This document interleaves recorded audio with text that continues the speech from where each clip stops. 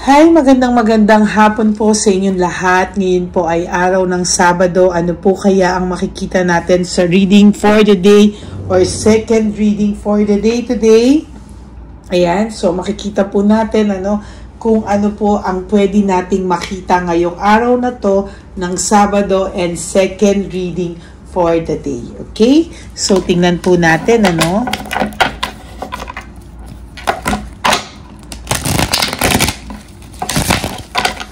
Pasensya na po kayo because wala po ako sa bahay. So, ngayon po ay makikita po natin yung second reading of the day. Sabi ko naman po sa inyo, kahit nasaan ako, bibigyan ko po kayo ng magandang reading para sa inyong lahat. Okay? So, pili po tayo ng 10.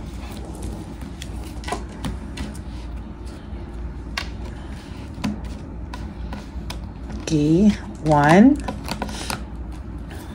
2, 3, 4, 5, 6, 7, 8, 9, and 10. Okay.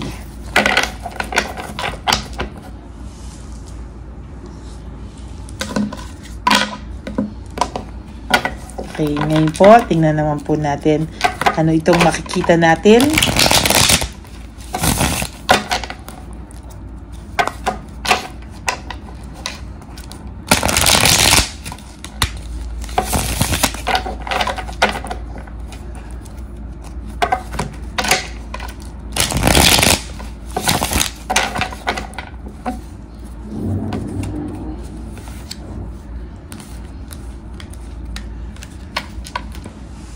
Pili po tayo ngayon ng 10. 1, 2,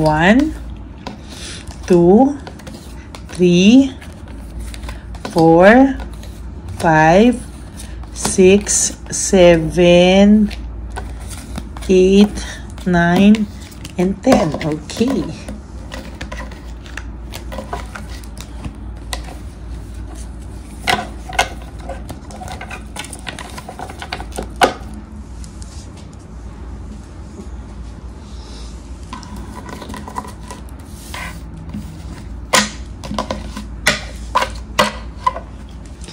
Okay.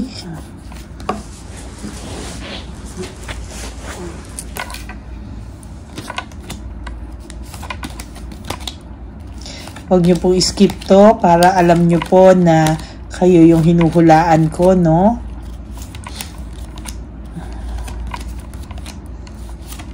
Ayan.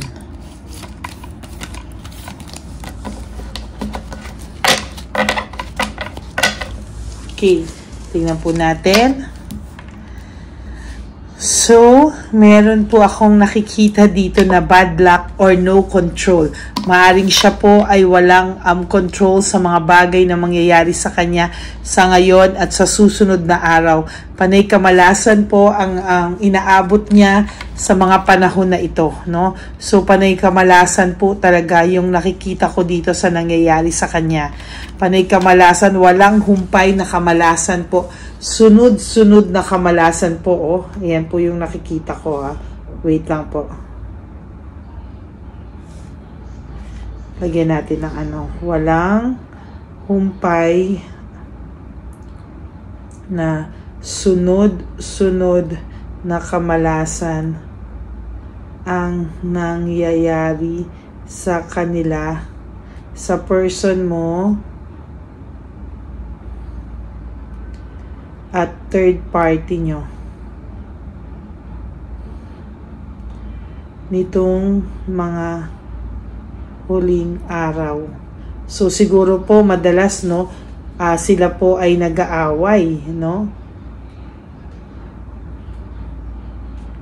Yan. So sila po ay nag-aaway, sila po ay may nangyayaring kamalasan kay Chabilitang Palaka. At the same time, may nangyayaring kamalasan dito kay Chabilitang Palaka. May din nangyayaring kamalasan dito sa person nyo.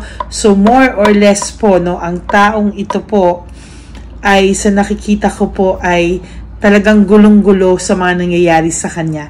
And to be honest, hindi din po siya proud kung ano po yung mga pinagdadaanan niya ngayon. And hindi din po niya gustong makita mo kung ano po yung pinagdadaanan niya sa mga oras na ito. Okay, ngayon po sa totoo lang po may katamaran po itong person nyo ngayon kumilos, no? May katamaran po siyang gumalaw, kumilos because somehow he feels so empty. May nararamdaman po siyang kakulangan sa buhay niya na sabi niya po akala niya talaga sasaya na siya pero lalo pa pong nagkaroon ng kulang yung buhay niya. Sabi niya, sana nag-isip muna siya. Sana daw po ay kahit papano, sana daw siya po ay pinag-isipan niya muna itong desisyon na to. Sana daw ay hindi siya naging bara-bara sa mga desisyon niya sa buhay. And to be honest with you, ngayon pa lang po niya medyo pinagsisisihan yung mga nagawa niyang kalokohan sa'yo. For some reason, naging greedy daw siya at yung mga kalokohang nagawa niya sa iyo is because of quick decision. Parang na-enjoy niya po no yung mga patagong nagsisinungaling sa iyo, lihim sa iyo. Akala niya po nung una maglalaro lang po siya ng apoy, pero it turns out na siya po ang nalaro ng tadhana. No, siya po yung nagkaroon ng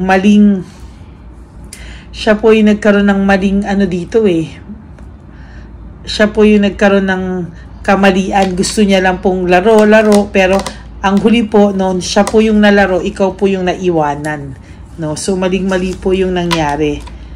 No? For some reason, ito po ay bigla na lang nag-ghost sa'yo. Maybe, ginosting ka, bigla na lang lumipat sa ibang bahay, or maybe bigla na lang hindi nagpakita, or yung hiwalayan niya po is something na hindi mo po in-expect na mangyayari po sa buhay niyo.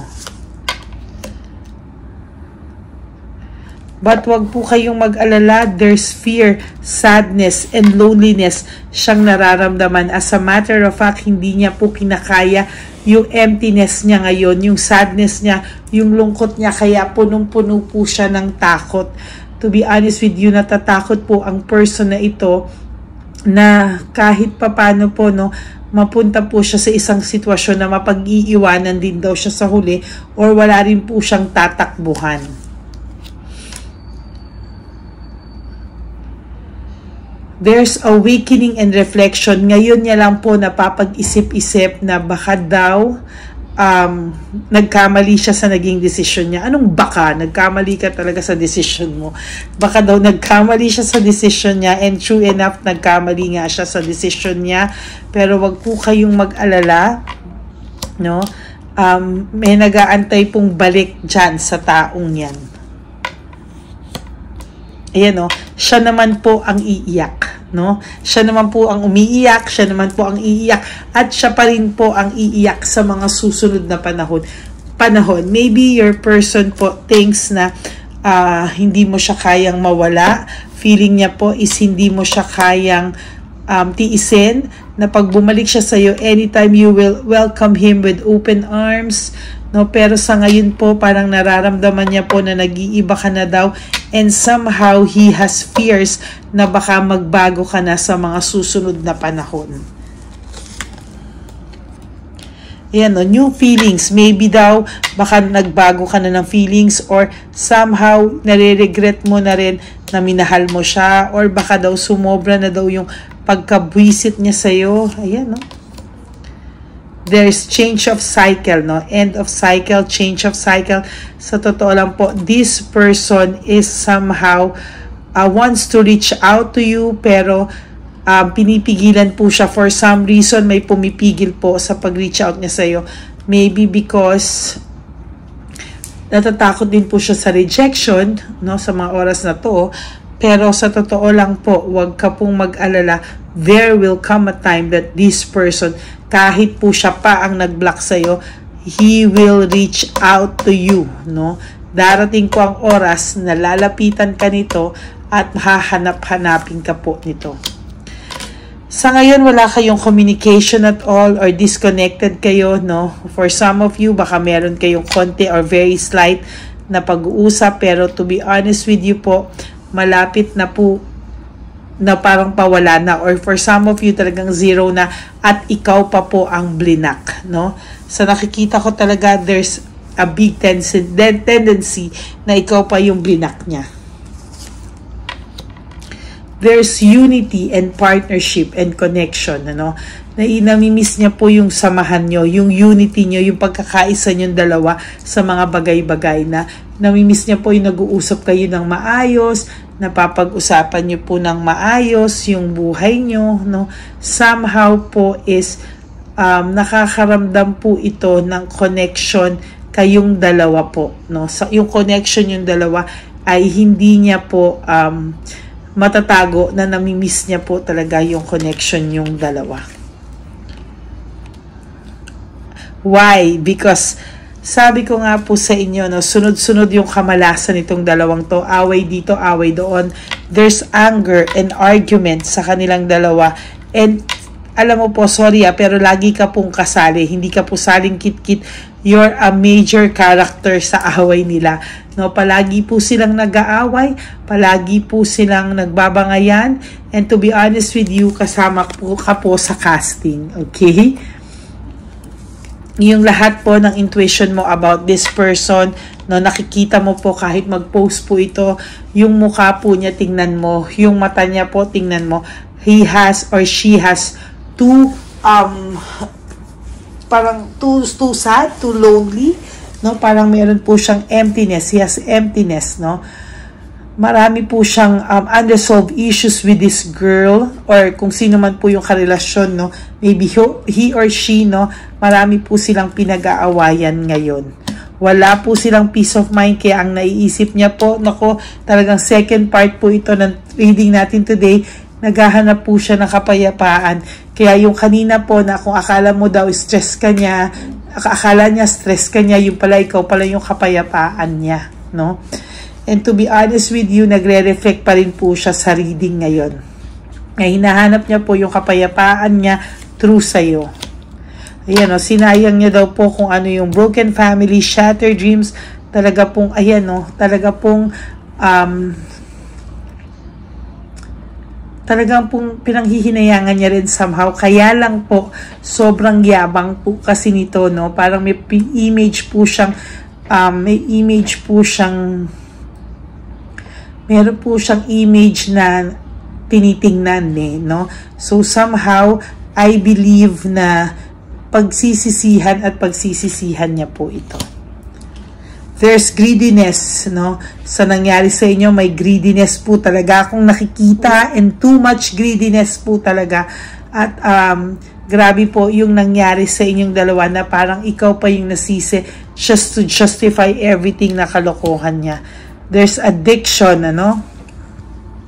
The devil, no? So there's addiction, lust, materialism, yan po, playfulness, yan po yung mga nangyari sa kanya, no?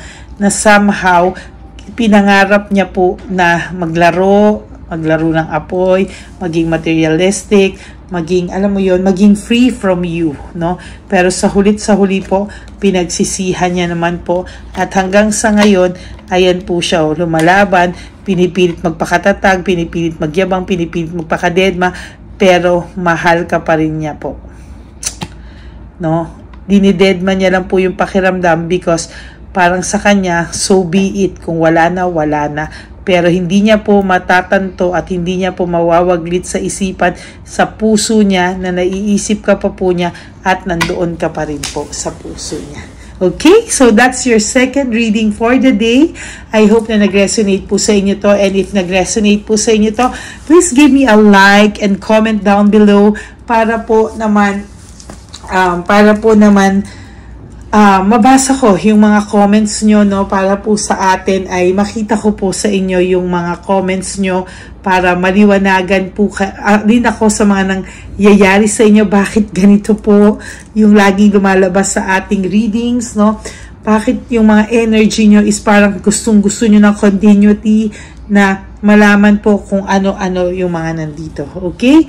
So maraming salamat po sa inyong lahat, to all my Lady Elena friends, family, and subscribers. I love you all from the bottom of my heart. Sana po ay maging maganda po ang araw nyo today. I will try to have a third reading for today, but I will not promise. I will just try. Okay? Maraming pong salamat sa inyong lahat, and para po sa inyo na gusto magpa-private reading with me, you can message me at Ladyly Elena.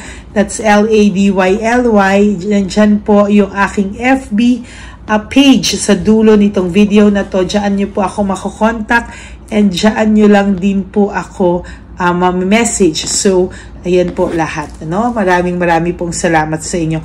God bless you all, and sana po maging masaya kayo ngayong araw na to. If you want to give me a super thanks, I would really love that, and be grateful for that po talaga. Maraming salamat po. Okay? Just po, wag po kayo malungkot. Life is too short. Don't make it shorter by stressing yourself from all the pains and heartaches na binigay po sa inyo ng kahapon. Just surrender everything to the divine universe. Just let go and let God write your love story. Good afternoon, everyone, and I will be back again for another set of reading. I love you all. God bless you. Bye!